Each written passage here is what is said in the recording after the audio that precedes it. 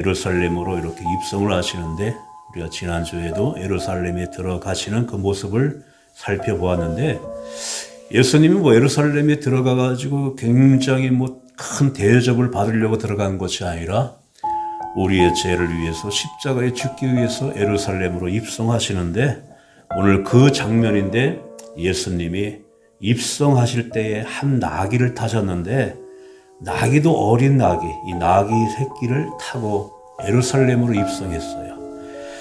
그런데 예수님의 그런 하나하나의 가정들은 그냥 즉흥적으로 그렇게 되어진 것이 아니라 이미 구약과 신약은 굉장히 그 차이가 있어요. 시대적으로 그 역사적인 그 시점이, 구약에서 선지자들이 앞으로 예수님이 오시면 이러이러한 것들을 하실 것이다 미리 말씀하시고, 예수님은 실제적으로 오셔가지고 그 말씀의 예언을 성취해 나갔어요. 그 가운데 나귀를 타고 들어가실 것까지도 구약에 있는 스가랴 선지자가, 우리 주부에 오시면 맨 위에 숫자의 스가랴 9장 9절 한번 읽겠습니다. 시작. 시온에 따라 크게 기뻐할지어다. 예루살렘에 따라 즐거이 부를지어다. 보라, 내 왕이 내게 임하시나니 그는 공의로우시며 구원을 베푸시며 겸손하여서 나귀를 타시나니 나귀의 작은 건 나귀 새끼니라. 아멘. 이렇게 예수님이 나귀를 타신 것은 이미 말씀하신 선지자들의 예언의 말씀 그대로, 그러니까 성경대로 이루어진 거예요. 모든 게 예수님이 십자가를 지시는 것도 성경 말씀대로, 예수님이 다시 부활하시는 것도 성경 말씀대로 이미 그렇게 미리 말씀해 주었고, 예수님이 그걸 이루셨어요. 우리가 이제 주보의 위에서 두 번째 고린도서 15장 3절 4절 시작. 성경대로 그리스도께서 우리 죄를 위하여 죽으시고 장사한 지낸 바 되셨다가 성경대로 사흘 만에 다시 살아나사. 아멘. 그러니까 우리가 성경대로 잘 믿으면 성경대로 하나님의 축복을 받는 거예요. 왜냐하면 성경 말씀대로 이루어져 나가기 때문에. 근데 성경 말씀을 모르면 뭐가 참되고 뭐가 진리고 이게 어떤 게 어디로 가야 될지 우리가 방황하게 되어지면 이게 우리가 하나님의 축복과 멀어질 수가 있기 때문에, 하나님이 말씀하시면 이 말씀대로 그대로 우리가 순종하고 나갈 때 이것이 우리가 복을 받는 겁니다. 모든 왕들은 사실 한번 왕이 이렇게 출타하거나 왕이 움직일 때는 가장 좋은 군마를 타고 가요. 군마. 그리고 왕을 지키는 호위병들이 양쪽에서 다 보호해주고 사람들이 나와서 항호성을 하는데, 예수님은 초라한 나귀를 타고 갑니다. 나귀를. 평화의 왕으로 왔기 때문에 이 평화를 상징하는 이 나귀, 그 작은 나귀를 타고 입성했어요. 많은 사람들이 나와가지고 이렇게 열광하게 예수님을 맞이하고 환영한 것이 아니라 몇몇 사람들, 어린 아이들, 이런 사람들이 모여서 호산나 호산나 외치며 그렇게 예수님은 입성하셨어요. 그러나 다시 오시마 약속하신 주님은 이렇게 초라하게 입성하시는 그분으로 오시는 게 아니에요. 이제는 죽음을 이기시고 부활하신 주님이기 때문에 영광의 왕으로, 승리의 왕으로, 심판의 주로 그렇게 오시는 것입니다. 그리고 오늘 이제 입성하시기 위하여 사랑하는 두 제자들에게, 야, 저쪽 마을로 건너가라. 그러면 나귀가 메어 있을 거다. 나귀 새끼가. 그걸 풀어가지고 와라. 만약에 이걸 왜 풀어가냐고 주인이 묻거든 주가 쓰시겠다고 하라. 그러니까 제자들이 정말 저쪽 마을로 가보니까 예수님이 말씀하신 그대로 나귀가 메어 있고, 주인이 왜 이걸 어떻게 왜 그러냐고 하니까 주가 쓰시겠다고 말하니까 즉시 그걸 내줬어요. 그러니까 예수님은 거리상으로 저쪽 마을에 있는 것까지도 여기서 다 예수님은 알고 계시다는 거예요. 그 나귀가 메어 있고 그것을 내어주는 주인이 어떤 주인이라는 것까지도 알고 계셔요. 그래 하나님의 이 모든 일들을 이렇게 해 나가는 걸 보게 되면 기쁨으로 나귀를 즉시 순종해서 내어주는 것처럼 기쁨으로 순종하는 자를 통해서 하나님의 나라와 하나님의 일이 이루어져 나가고 있다는 거예요. 기쁘게 순종하는 자들. 이렇게 여러분들도 오늘 기쁜 마음으로 주님의 전에 나오도록 순종한 이 마음을 하나님은 기뻐 받아주시는 겁니다. 이게 은혜예요. 이게 은혜예요. 그렇게 하나님의 이 역사를 보게 되면 하나님의 음성을 듣고 하나님의 말씀하시면 그 말씀을 그대로 순종했던 사람들을 통해서 하나님의 뜻이 이루어져 가고 있다는 거예요. 그러니까 우리는 오늘 주가 쓰시겠다 이렇게 하신 그 말씀을 우리가 늘 귀담아 들어야 됩니다. 왜냐하면 하나님은 우리를 왜 만들으셨냐 하면 하나님이 사용하기 위해 우리를 만든 거예요. 창조하고. 그런데 죄를 지면서부터는 쓸모없는 인간이 되어버린 거예요. 그래서 다시금 예수님을 통해서 우리를 불쌍히 여겨서 죄의 값을 지불하고 다시 사용할 수 있는 자들로 다시 만드신 것입니다. 그래서 나를 사용하고 쓰기 위해서 주님은 나를 찾고 있다는 이 음성을 날마다 우리는 귀를 기울이며 들어야 된다는 겁니다. 우리가 세상에 태어나가지고 내가 쓰임받고 살아가기를 다 바라고 있어요. 그래서 우리가 학교를 졸업하면 이력서를 써가지고 이 직장 저 직장 왜 우리가 냅니까? 나를 받아주고 나를 써달라고. 아무 곳에서 나를 받아주지 않고 써주지 않는다면 이것처럼 비참한 그런 존재가 없습니다. 그런데 주님은 그렇게 우리를 사용하겠다는 거예요. 우리를 쓰시겠다는 거예요. 만약에 하나님이 쓰시겠다고 하는 나를 하나님 앞에 내가 쓰임받지 못하게 되면 그때는 결국 마귀가 나를 사용하는 겁니다. 마귀의 도구로. 내 시간을 하나님이 쓰시겠다고 하셨는데 이 시간을 하나님의 쓰임받도록 하지 않는다면 마귀에게 그 시간이 뺏겨버리는 겁니다.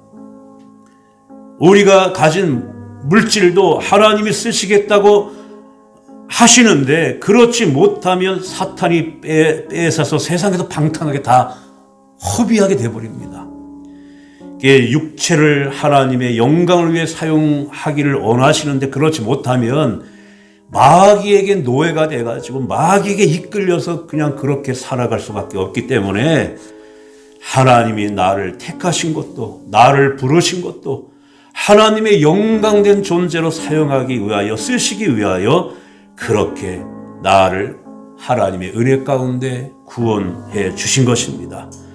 우리가 어디 일터나 어디 직장에서 그 사장, 그 주인을 잘못 만나봐요. 이 굉장히 인정머리 없고 그냥 이 자기만 알고 이런 주인을 만나게 되면 회사의 일이 굉장히 힘이 들어요. 그러나 정말 사랑이 많고 좋은 주인을 만나게 되면 늘 위로도 되어지고 직장생활도 얼마나 신바람이 납니까?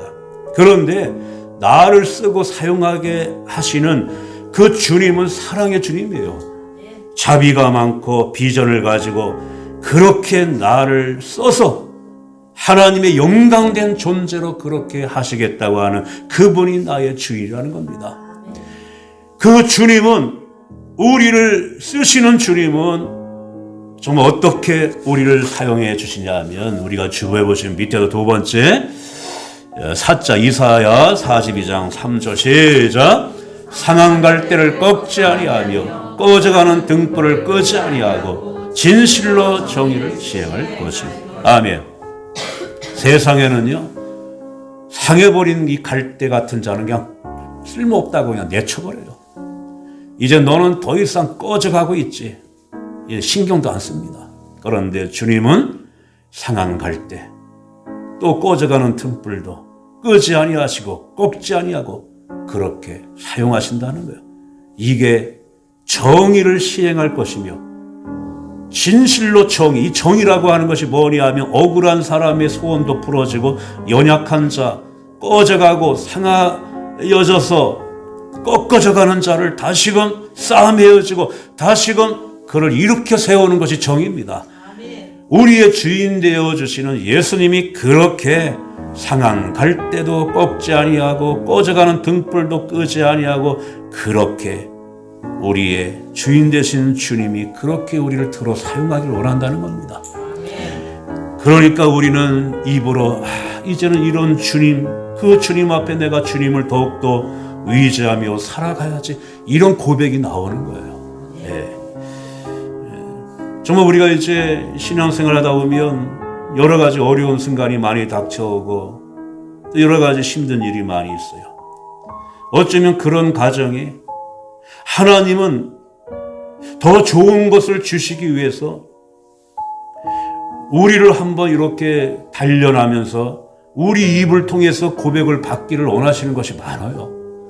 이러한 상황에서도 네가 정말 주님을 더 의지하고 주님께 더 가까이 다가오고 있느냐, 그것만 우리가 깨닫게 되어지면 이런 상황에서도 난 주님을 붙들고 세상의 모든 것, 여태까지 주신 것도 하나님이 주셔서 내가 살았고 내가 지금 잃은 것도 하나님이 걷어갔기 때문에 잃은 거지, 주실 수 있는 분도 하나님, 모든 것이 하나님께 있다고 더 하나님을 의지하는 그런 자들을 통해서 하는 영광을 받으시는 것입니다. 그러니까 우리는 그런 믿음으로 나가는 거예요. 우리가 세상 사람과 똑같이 그렇게 실망할 일 당하면 실망하고 좌절할 일 당하면 낙심하고, 그러면 우리가 뭐 살아있는 하나님을 섬기는 겁니까? 우리는 그냥 죽어있는 하나님을 섬기는 그런 자가 되는 거예요. 그래서 하나님은 어떻게든 정말 세상에는 이용할 대로 이용하고 쓸모없을 때는 내칠지라도 나를 사랑하시는 주님은 어떻게 하든 내가 영광스러운 존재로, 행복한 존재로, 창조적인 존재로 그렇게 우리를 사용하시고 우리를 불렀다는 겁니다. 그런 주님을 우리는 바라봐야 돼요. 오늘 정말 나귀가 튼튼하고 큰 나귀가 얼마나 많습니까? 그런데 연약하고 보잘것없고 정말 남들이 그렇게 알아주지 않는 그런 나귀 새끼를 예수님이 등에 타고 들어가셨다고 생각하십시오. 그러니까 이런 연약한 나귀 새끼도 주님은 사용하는데 내 자신이 쓸모없다고 그렇게 생각하지 말라는 겁니다. 그리고 많은 사람들이 호산나 호산나 하면서 이제 다윗의 이름을 같이 불러요. 다윗도 어떤 자이냐면 다윗이 하나님 앞에 사용되기 전에는 굉장히 지극히 작은 자였어요. 하나님은 이제 왕을 세우기 위해서 사무엘 선지자를 통해 가지고 이새라고 하는 이제 그 집에 가면은 아들 8명이 있다. 그 중에 이 나라의 왕이 될 자가 있으니 그에게 미리 구별하기 위해서 기름을 부어라. 그래서 사무엘 선지자가 딱 갔어요. 가서 보니까 첫 아들 엘리압이라고, 딱 엘리압이 또 눈에 띄는 거예요. 너무나 키가 크고 얼굴이 준수해서, 야, 이렇게 잘생기고 이런 자라면 분명히 이런 자에게 기름 부으라고 하나님이 나를 보내셨다. 그래서 기름을 부으려고 했더니 하나님이 성령의 감동으로 그가 아니다. 너는 왜 자꾸 외모만 보느냐? 왜 겉만 보느냐? 우리가 주 배우시면 맨 밑에 사무엘상 16장 7절 시작. 내가 보는 것은 사람과 같이 아니하니 사람은 외모를 보거니와 나 여호와는 중심을 보노니라 하시더라. 아멘. 그래서 7째 아들을 다 봐가지고 사무엘 선지자는 이 자다 했는데 하나님은 중심을 본다. 그 생각지도 않는 8번째 이 아들 하나가 뒤늦게 양을 치면서 옷도 더럽게 이렇게 입고 들어왔는데 성령의 감동이 바로 맨 마지막에 들어온 저자다. 너희들이 전혀 상상하지 못한 저 8번째 저가 왕이 될 자다. 기름을 부어라. 이 8번째가 누구냐 하면 다윗입니다. 다윗. 지금 우리가 사무엘상 아까 읽을 때 요 내용을 전으로 읽어보면 제가 이 말씀만 요 가정이 쭉 나와요. 다윗이 왕이가 된 거예요. 전혀 기대도 안 했고 전혀 더 아들이 더 있지 않느냐, 걔는 볼 것도 없습니다, 보나만 합니다, 이렇게 된 자가 다윗입니다. 그런데 하나님은 이런 자를 선택해서 쓰임받게 하신 것입니다. 우리가 땅을 보더라도 사실 기름진 그런 밭에는 곡식도 잘 돼요. 그리고 경치가 좋은 곳에는 많은 사람들이, 관광객들이 찾아옵니다. 그런데 이제 거들떠보지도 않는 그런 황무지 같은 땅은 사람이 찾지도 않지만 그런 곳에 풍부한 지하 자원이 많이 있어요, 사실. 그래서 우리가 생각할 때, 야, 나는 내세울 것도 없고, 내 경력도 화려하지도 않다면은 늘 주님 앞에 와서 내 속을 예수님으로 채우십시오. 정말 내가 겉으로는 내가 내세울 것이 없다면 예수님으로 가득 채우십시오. 그러겠다면 우리가 정말 보잘것없는 땅 밑에 석유가 풍부하고 거기에 지하자원이 풍부한 것처럼 예수님으로 채우게 되면, 이것이 솟아오르게 되면 이것이 다른 사람들에게 얼마든지 희망을 줄 수 있는 자가 되기 때문에 하나님의 은혜를 많이 받아야 됩니다. 많이 받아야 되는 거예요.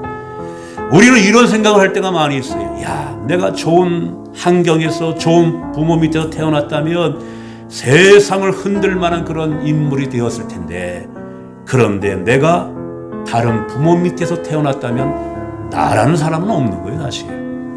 이런 부모 밑에서 태어났기 때문에 전에도 없고 후에도 없는 내 자신이 있는 것이지, 다른 데서 태어나게 되면 나는 없는 것입니다. 그렇기 때문에 우리는 이대로 나를 원망하지 말고 내 안에 정말 주님으로 가득 채고 내 스스로를 개발시키는 데 더 노력을 해야 된다는 것입니다. 이 날 때부터 이제 등이 굽게 태어난 그 여자 아이가 있었어요. 그러니까 밖을 못 나가는 거예요. 17살 때까지 밖을 한 번도 못 나가봤어요. 그런데 그 마을에 이제 그 교회 하나에서 부흥 집회를 한다고 목사님 오셔서 부흥 집회를 하는데 처음으로 밖을 나간 거예요. 주변에서 이제 교회 한번 가보자 해서 17살 된 여자 소년이 교회 갔는데 부흥사로 오신 목사님께서 이제 정말 내가 살아갈 이유가 무엇인지, 하나님이 나를 정말 어떻게 쓰기를 원하시는지 한번 밖에 나가서 하나님 말씀 묵상하면서 한번 그렇게 이제 있다가 한번 들어오십시오. 몸이 성한 사람들이 먼저 나가 좋은 자리 다 차지하고, 이 정말 17살짜리 등이 굽은 이 소녀는 정말 누구도 앉지 않는 그 쓰레기통 옆에 빈 벤치에 앉았어요. 그러면서 나는 어딜 가나 쓰레기구나. 그런데 한숨을 쉬고 있는데 한 소년이 와가지고 쓰레기에 막 주지는 거예요. 그래서 뭘 그렇게 찾고 있냐 했더니 이 안에 있는 캔, 빈병, 종이를 찾고 있다고. 이걸 팔면 돈으로 집에 아파 있는 할아버지를 약을 살 수가 있다고. 그 순간에 그가 감동이 온 거야. 나같이 쓰레기같이 여겼던 내 존재도 누워있는 사람에게 약이 될 수가 있구나. 그래서 그는 양론으로 들어가가지고 양론에 이제 시간 날 때마다 가서, 등이 굽었기 때문에 몸이 좀 왜소하고 작지만 키가 큰 사람보다 더 이렇게 노인네들을 섬기는 게 더 자기가 더 자연스럽고, 그러다 보니까 누구보다도 이 소년이 들어오는 것을 그 안에 있는 사람들이 더 기다리는 거야. 한번 그가 오는 날이면 그 많은 자들이 얼굴에 생기가 흐르는 하늘이 보낸 천사 같은 존재가 되었습니다. 그러니까 우리가 어떠한 모양이든지 쓰고자 하실 때 쓸 수 있도록 그렇게 우리는 주님 앞에 우리는 그렇게 기대를 가지고 기도해야 됩니다. 나를 쓰실 수 있도록. 오늘도 예수님이 예루살렘으로 입성에 들어갈 때 그 장면을 이렇게 나름대로 상상해 보면, 낙이라고 하는 것은 그냥 그 등에다가 가만히 하나 더 얹어놓고 짐이나 날릴 때 사용하는 낙이에요. 그런데 갑자기 자기 등에 그냥 제자들이 옷을 벗어가지고 부드러운 옷으로 거기다가 깔더니 예수님을 내 등에 태우면서 가는데, 어린아이 사람들이 모여가지고 종려나무 가지를 흔들고 호산나 호산나 찬송을 부르고, 이 나귀는 깜짝 놀란 거예요. 이게 뭔 일인가? 모든 영광은 등에 탄 주님이 받으시는데 내가 예수님을 등에 태우고 가기 때문에 나귀는 덤으로 받고 있는 거예요. 덤으로. 예수님을 찬양하는데 예수님을 등에 태운 이유로 해서 자기는 덤으로 그거를 받고 있는 거예요. 내 등에 주님만 태울 수만 있다면 아무리 허물 많고 쓸모없는 자라 할지라도 내 허물까지도 허물 위에 주님만 태우게 된다면 내 허물도 들어서 큰 영광을 받아주시는 것입니다. 이게 주님이에요. 이게 주님만 모시고 주님만 우리가 등에 태우듯이 그렇게 태우며, 저희 아버지가 그 전부터 옛날에 군대 얘기를 하면 그런 얘기를 해요. 아버지가 이제 집안에 그 높으신 분, 그 사람이 잘 봐가지고 어디 가면은 옆에 태우고 댕겼어요. 별자리인데, 해군 나오셨는데. 그러니까 뭐 별자리가 막 가니까 경례를 다 붙이는 거 아니야. 근데 그 경례를 누구 때문에 하는 거예요? 그 별자리 때문에 하는데 아버지는 같이 타는 것 때문에 다 받는 거예요. 다 받더니 그냥 누구 하나만 태우면 그냥 다 통과하고 다 받는 거예요. 그리고 오늘 나귀도 마찬가지예요. 보잘것없고 거들떠보지도 않는 이 나귀 새끼가 예수님을 등에 태우니까 사람들이 막 찬송하는 것이 자기도 받는 거예요. 그러니까 정말 우리가 이렇게 예수님만 태우면, 또 예수님 앞에 쓰임받기를 원한다면 우리의 생은 기적적으로 영광으로 우리가 하얘질 것이라는 것입니다. 그러니까 우리가 항상 하나님은 높은 자도 사용하시지만 보잘것없다고 생각하는 나귀 같은 존재도 들어서 타시고 영광을 받으신다는 사실을 우리는 기억해야 됩니다. 그런 이야기가 이제 있어요. 그건 요단강 계곡에 나무 3개가 이렇게 이제 자랍니다. 이 나무들이 전부 다 꿈을 가지고 있어요. 한 나무는 나는 이 다음에 아주 그냥 좋은 나무가 돼가지고 예루살렘 성전에 이 기둥이 돼서 예배를 드리러 오는 사람들을 바라보면서 난 위로를 받으며 그렇게 있겠다. 또 두 번째, 이 두 번째 나무는 나는 큰 유람선이, 지중해 유람선이 돼가지고 관광객들을 태우면서 즐거워하게끔 난 그런 이제 유람선이 되겠다. 세 번째 나무는 이제 나는 큰 이제 나무가 돼서 가지가 막 뻗어서 그늘이 돼서 사람들이 내 밑에 와서 쉬면서 이 하늘을 쳐다보게 만들겠다. 그 나무가 커졌어요. 첫 번째 나무가 그런 예루살렘의 성전의 기둥이 되겠다고 하는 꿈을 가졌는데 목수가 와서 잘라가지고 결국에는 예루살렘의 기둥은 못 됐는데 저쪽 그 베들레헴이라고 하는 시골 그곳에 한 짐승들을 가둬놓는 우리의 밥통이 되어버려서 밥통, 구유통이 됐어요. 그런데 어느 날 예수님이 태어나셔서 여기에 눕게 됩니다. 두 번째 나무 유람선이 되기를 원했는데 이 나무를 목수가 잘라가지고 유람선이 된 것이 아니라 갈릴리 바다에 비린내나는 그 배, 돛담배, 배 들어가 쓰는 그 어부의 돛담배가 되었어요. 그래서 어느 날 예수님이 오셔서 이 배에 타시더니 말씀을 전하는 거예요. 세 번째 이 나무는 큰 이제 그늘이 되어가지고 그런 꿈을 가지고 있었는데 이제 목수가 와서 또막또막 이렇게 나무를 자르더니 사람을 죽이는 사형틀 십자가를 만드는 거예요. 그런데 어느 날 이 십자가에 예수님이 달리는 거예요. 그러니까 자기네들의 꿈은, 큰 꿈은 그렇게 깨어졌지만은 결국 예수님을 모시는 구유, 예수님을 태우는 돛담배, 예수님이 달리신 십자가, 이러면 그렇게 쓰임 받았다면 이건 가치 있는 것입니다. 우리가 바라는 큰 꿈이 아무리 지금 현실에서 사라질지라도 내가 아무리 초라한 존재라도 예수님을 태우고 주의 영광을 위해 살아간다면 위대한 존재가 되어지는 것입니다. 그리고 오늘 무엇보다 예수님께서 메어 있는 나귀를 풀어오라고 합니다. 주님이 사용할 때는 풀어야 됩니다. 메어 있기 때문에 쓰임받지 못하는 거예요. 지금 내가 무엇에 묶여 있는지, 내가 무엇에 결박되어 있는지, 나의 주님께로 향하는 것을 뭐가 가로막는 방해물이 무엇인지, 장애물이 무엇인지 주님의 능력으로 다 그거를 결박한 모든 것을 풀어 제쳐야 됩니다. 이럴 때 사용되어지는 거예요. 우리는 그렇게 주님이 사용되어서 주님이 쓰시기만 한다면 이것이 우리는 이 생에 살아가는 삶이 값진 것입니다. 이 말씀을 잘 기억하셔서 주님, 이제 어린 나귀 새끼까지도 하나님이 쓰셔서 영광을 받으신 것처럼 내 자신이 정말 하나님 앞에 내세울 것이 없다 할지라도 나를 마음껏 사용하여 주옵소서. 그렇게 우리는 믿음으로 살아가는 것입니다. 이 말씀 은혜가 되어지시기를 주님의 축원을 드립니다. 211 내가 누려왔던 모든 것들이, 내가 지나왔던 모든 시간이, 내가 스며왔던 모든 순간이 당연한 것 아니라 은혜였소.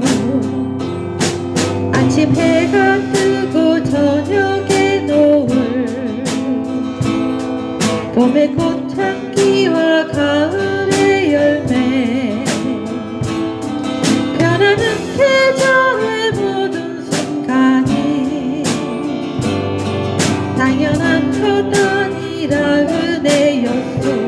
모든 것이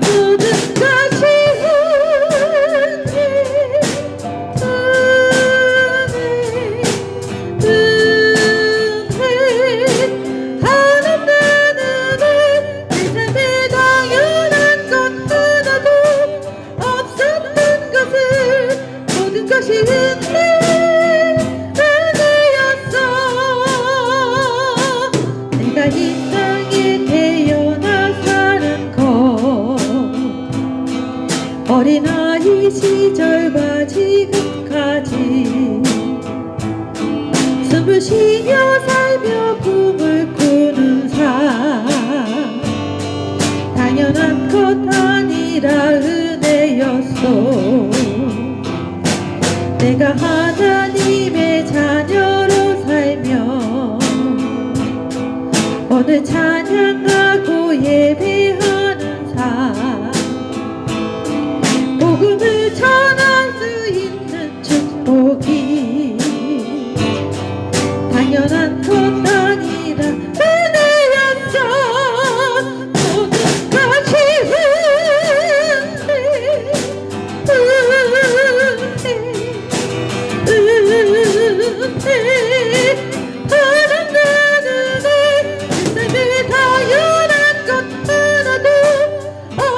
모든 것이 모든 것이 은혜였어. 모든 것이